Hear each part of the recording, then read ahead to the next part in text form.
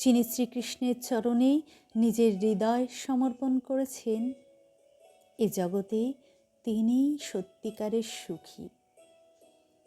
এ কারণে কৃষ্ণ ভাবনাময় ব্যক্তিদের মুখে সর্বদা অম্লান দীপ্তি আর পরম সন্তুষ্টি দেখা যায়। কিন্তু কোটি টাকার উপরে বসে থাকা ব্যক্তিদের হৃদয়ে এই আসল শান্তি নেই।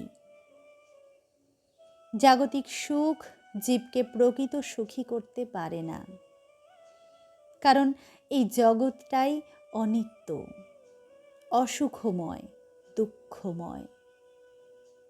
আমাদের প্রকৃত সুখের ঠিকানা গোবিন্দের পাদপদ্মে, আর এটাই সত্য। আর যে বা যিনি এই আসল সত্যের সন্ধান একবার পেয়েছেন, তিনি এই জগতের প্রকৃত জ্ঞানী।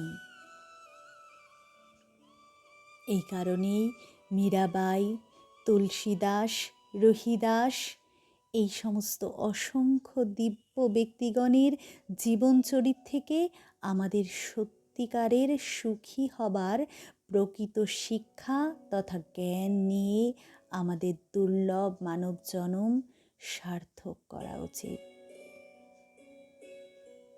রাধে রাধে।